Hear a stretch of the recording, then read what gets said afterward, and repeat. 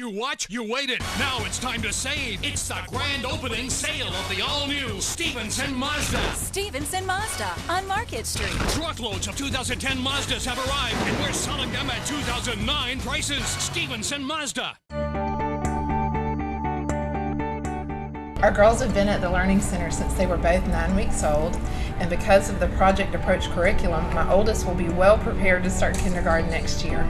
We are so comfortable leaving our girls at the Learning Center each day because the teachers are loving and professional and treat our girls as if they're family.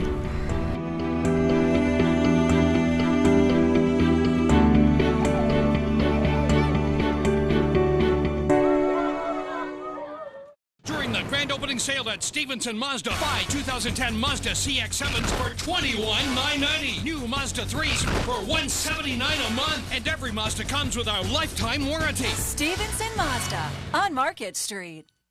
Cape Fear Sports Report brought to you by Old School Rebuilders, Seacoast Physical Therapy, and Katie's Grill and Bar. Hi, this is Joe Browning, Senior Associate Athletic Director at UNCW. You're watching the Cape Fear Sports Report. Welcome back to the Cape Fear Sports Report, driven by Stevenson Automotive Group. Now, we got a special guest host this week, but we didn't let Joe Masseri sneak out without giving his NFL picks for this week. How could I? It's the second to last week. Absolutely. All right, let's start with Carolina like we do every week. Every week they disappoint us, it feels like. This week, maybe they play a game that means something, well, at least for the other team. They did a great job against Minnesota. I was really surprised how well they played on the defensive side of the ball. They shut down Brett Favre, they shut down AP, they put some pressure on the quarterback. That's what they're going to have to do against Eli Manning. Right now, the Giants' offense is playing great. Their defense stepped it up last week, too, against the Washington Redskins in a game they had to win. I think this week should be really interesting, but like Jesse said here, the Giants have something to play for, and the Panthers don't. I think that makes the difference in this week's game. There you go, Joe. You're the man. You got that one right. At least I think so. Let's keep it in NFC East. Denver at Philly. Denver and Philly got another West Coast team coming east. Both teams have something to play for. I think it's a little bit more important to the Broncos with 1 million teams on their heels. The AFC is one of the tightest races. We got a bunch of teams at 7-7. So the Broncos really need this one. However, the Eagles need to win this one if they're going to win the division, and it's a tight race. They go to Dallas for the last week of the season. That's not going to be an easy win. So we'll see what happens there. I think this one's a close one. I think Philly pulls it out at home. Come on, Joe.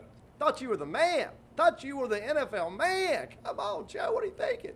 Yeah, the AFC is just so clogged right now. Two of those teams fighting right now. Houston traveling to Miami. Geez, Houston, it seems like they can't win a big game, though. All year, there's expectations, and the team can't live up to the expectations. They're kind of like the Cardinals in that way. It's taken them a while to get over the hump. Even the game they lost last week, the Dolphins put up a great fight against Tennessee at Tennessee. I think they come home on this one, and I think they're going to beat the Texans because they can't win a big game right now. But that one, again, I think is going to be close. Touchdown to a field goal. Dolphins win it. Boo, that pick is awful, Joe. And your reasoning behind that selection? What are you thinking? A week ago, the Steelers were left for dead. No. They post a win.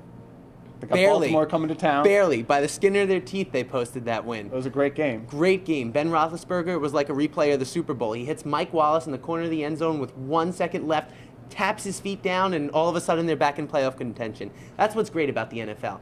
I think this week they get some revenge against Baltimore. They always play Baltimore tough. It's a big rivalry, but they seem to have Baltimore's number. In the earlier game this year, Baltimore won, but Ben Roethlisberger was out, Troy Polamalu was out, Hines Ward was a little banged up. I think this week the difference is going to be healthy players for the Steelers, a little life, breathe back into them.